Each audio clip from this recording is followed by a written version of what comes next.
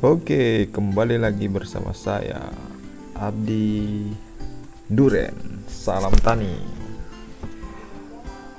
Ada teman-teman yang bertanya kepada saya, itu bagaimana sih caranya mengatasi tumbuhan durian yang rantingnya atau cabangnya sebagian mati atau tiba-tiba tumbuhan mati? Oke, teman-teman. Di sini saya akan jelaskan sedikit. Sebenarnya hama-hama yang menyerang pada tumbuhan tahunan dengan cara seperti menggerek batang dan menciptakan lubang di dalamnya, yaitu masih dalam satu famili. Bahasa biologinya famili itu artinya satu keluarga, itu famili Carambiceae namanya, teman-teman ya. Jadi hama ini juga sanggup menyerang tumbuhan tahunan lain seperti sengon, jambu biji, durian. Nah, hari ini kita akan membahas pohon durian ya teman-teman. Nah, jadi di sini hama itu bisa membuat terkadang ranting atau cabang, bahkan batang utama seperti yang teman-teman lihat ini. Batang utamanya itu yang terkena penggerek batang. Biasanya ciri-cirinya itu daunnya menguning, kemudian rontok, habis, dan cabang atau ranting mengering. Jadi kalau tumbuhan masih kecil, masih gampang kita deteksi ya teman-teman. Biasanya akan terdapat lubang kecil pada batang, ranting, atau cabang. Tapi kalau tumbuhan sudah besar, harus diamati lebih detail. Biasanya kalau seperti tanaman saya ini, dia batangnya itu mengeluarkan air teman-teman.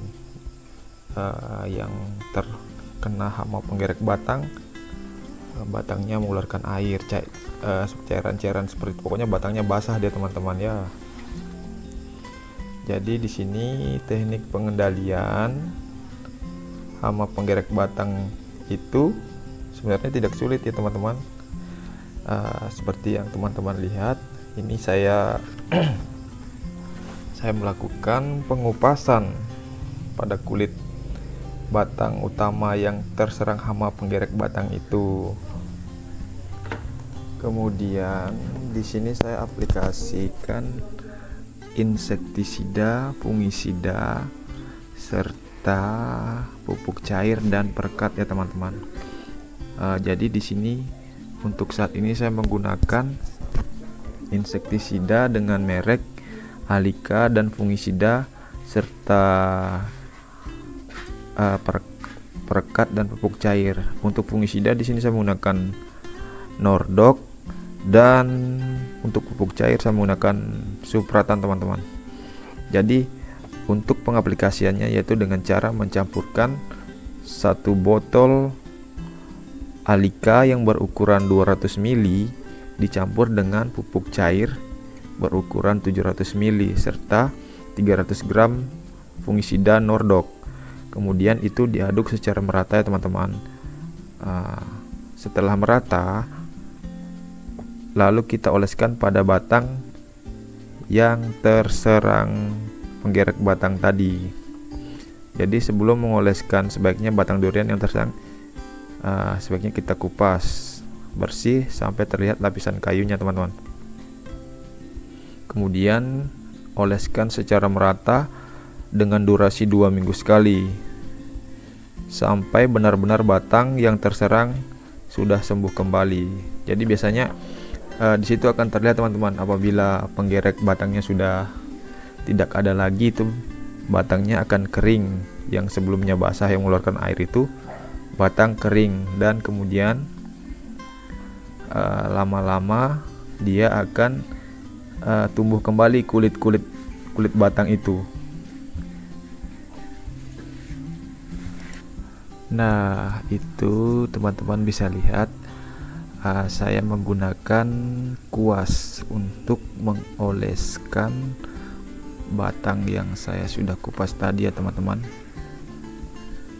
Jadi kita bisa juga menggunakan spons, kuas, pokoknya tinggal teman-teman pilih alat dan bahan yang bisa digunakan. Nah, itu larutan insektisida dengan fungisida yang serta pupuk cair saya sudah campurkan teman-teman. Jadi Nordok itu warnanya merah. Jadi teman-teman jangan salah paham, nanti teman-teman kira itu cat. Nah, itu bukan cat ya teman-teman, tapi itu fungisida Nordok. Supaya jamur tidak tumbuh ya teman-teman. Jadi kita aplikasikan fungisida untuk mencegah tumbuhnya jamur-jamur. Oh ya teman-teman, di sini durian sangat rentan dengan jamur ya. Seperti biasa itu jamur yang sering saya dapati di kebun itu jamur upas ya teman-teman. Pokoknya dia itu ciri-cirinya dia warnanya merah.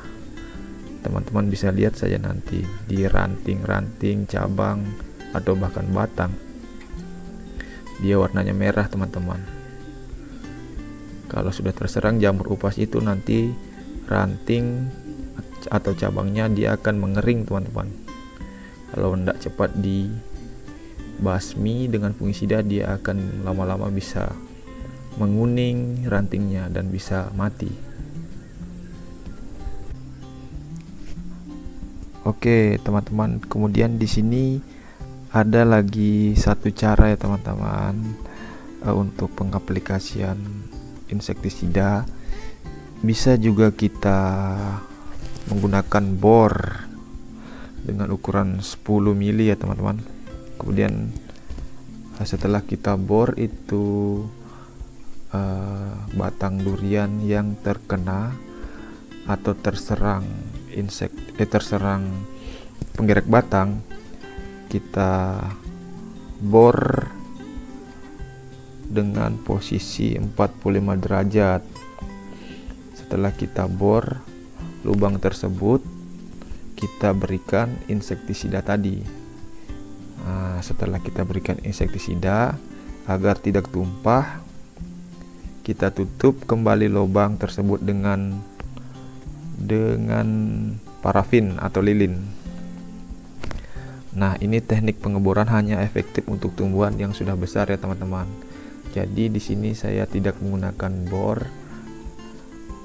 karena saya tidak punya bor ya teman-teman. Jadi saya lebih memilih mengupas kulitnya, kemudian saya langsung aplikasikan dicat langsung atau dioleskan langsung insektisidanya. Untuk pengaplikasian bor dengan mengupas kulit saya tidak anjurkan untuk tanaman yang masih kecil ya teman-teman. Biasanya kalau masih kecil cukup kita suntik dengan suntikan itu saja lubang yang kena penggerek batang itu, penggereknya pasti akan mati teman-teman. Jadi teman-teman tidak perlu mengupas atau mengebor batangnya, takutnya mengganggu pertumbuhan tanaman kita ya teman-teman. Jadi sekedar saran ya teman-teman, jangan mengaplikasikan insektisida pada tumbuhan buah-buahan saat tumbuhan sedang berbuah. Sebaiknya pertolongan insektisidanya tunggu hingga tumbuhan selesai berbuah.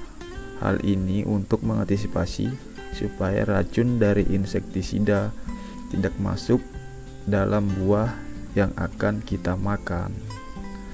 Jadi untuk pemberian penanggulangan penggerek batang, pemberian insektisidanya ditunda sebelum panen ya teman-teman. Nah, ini teman-teman bisa lihat saya sudah selesai mengoleskan insektisida tadi ya teman-teman. Itu teman-teman bisa lihat Ini batang yang sudah sembuh ya teman-teman, kemarin terserang, sekarang sudah sembuh, kulitnya sudah kembali tumbuh dan hampir menyatu kembali nantinya. Untuk pencegahan, teman-teman bisa melakukan penaburan insektisida seperti furadan setiap 3 bulan sekali, atau teman-teman bisa menyemprotkannya menggunakan insektisida setiap per 2 minggu teman-teman. Oke, sekian dulu teman-teman, semoga bisa bermanfaat. Selamat mencoba. Nah, sekian dulu ya teman-teman, semoga video ini bisa memberikan manfaat untuk teman-teman, agar channel saya bisa berkembang. Mohon dukungannya teman-teman. Pastikan teman-teman sudah like, komen, dan jangan lupa subscribe ya teman-teman, channel Abdi Duren. Oke, terima kasih sudah menonton. Bye bye.